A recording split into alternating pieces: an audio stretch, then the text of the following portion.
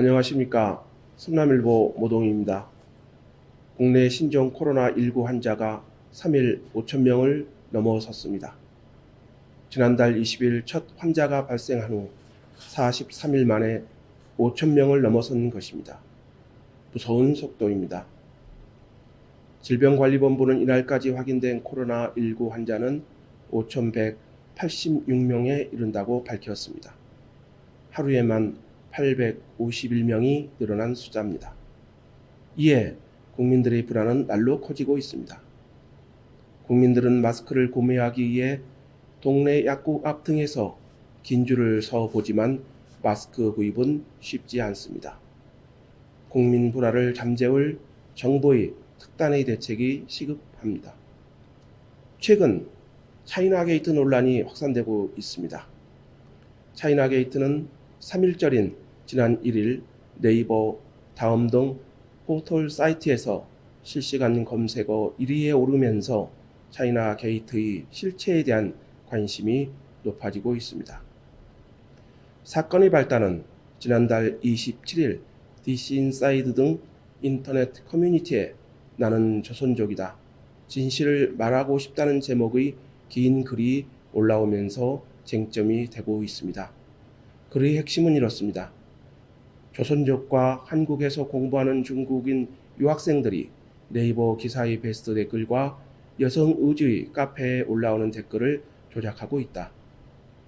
한국에서 현 정권이나 중국을 옹호하는 극단적인 친문 네티즌 상당수가 조선족이란 내용입니다. 주장의 요지는 중국이 중국 교포를 통해 국내 포털 뉴스 댓글과 청와대 국민청원을 정부에 유리하게 조작하고 있다는 것입니다. 이 같은 글이 올라오자 온라인이 후끈 달아올랐습니다. 이는 미국과 대만 등에서 논란이 됐던 중국의 인터넷 여론 조작 논란이 한국에서도 점화된 것이기 때문입니다. 이 같은 글이 올라오자 일부 네티즌들이 이미 오래전 네이버에 중국인 여론조작단이 조직적으로 관여해 여론을 조작하고 있다. 국내 기사에 비정상적으로 중국어 댓글이 많이 달린 사례를 들고 있습니다. 중국이 인터넷을 통해 다른 나라의 여론을 조작한다는 의혹은 이번이 처음은 아닙니다. 지난해 9월 미국 워싱턴 포스트는 사설을 통해 중국이 미국의 인터넷 여론 조작을 하고 있다고 보도한 바 있습니다. 이 같은 차이나 게이트와 관련해 급기야 청와대가 해명에 나섰습니다. 청와대는 지난 2일 청와대 홈페이지와 국민청원 관련 접속자 통계를 공개하며 차이나 게이트 주장은 사실이 아니라고 반박하고 나섰습니다. 이날 청와대는 지난 2월 홈페이지 방문 기록을 공개하며 진압에 나섰습니다. 청와대가 공개한 2월 국내 접속자는 96.9%, 미국이 0.9%, 베트남 0.6%, 일본 0.3%, 그리고 중국이 0.06%라고 공개했습니다.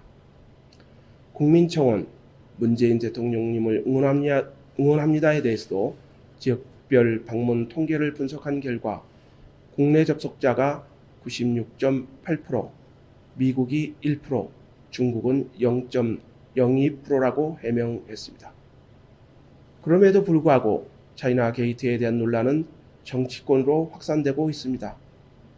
미래통합당은 3일 논란이 가열되고 있는 차이나 게이트와 관련해 차이나 게이트 방지법을 발의하겠다고 밝혔습니다. 차이나 게이트 방지법은 정보통신망 이용 촉진 및 정보보호 등에 관한 법률 개정안으로 중국발 인터넷 여론 조작을 차단한다는 내용을 담고 있습니다. 또한 다음, 카카오, 네이버 등 인터넷 포털 서비스 업체가 온라인 게시글 및 댓글에 대해 접속 장소를 기준으로 국적 혹은 국가명을 표시하도록 한다는 것입니다. 통합당은 지난해 9월 미 워싱턴 포스트가 사설에서 중국의 인터넷 여론 조작 문제를 지적했고 미 스탠퍼드대는 대만 총통선거에서 대만 독립화에 불리한 여론 조작에 대한 분석 결과를 내놓았다고 근거를 제시했습니다. 이 같은 차이나 게이트 논란은 총선을 앞두고 당분간 이어질 것으로 보입니다. 문제의 해법은 정부가 국민들이 정말 납득할 만한 대책을 시급히 마련해 제시해야 한다는 것입니다. 이 어려운 시기 사이버가 제2의 코로나19 전장이 되어서는 안 되기 때문입니다. 감사합니다.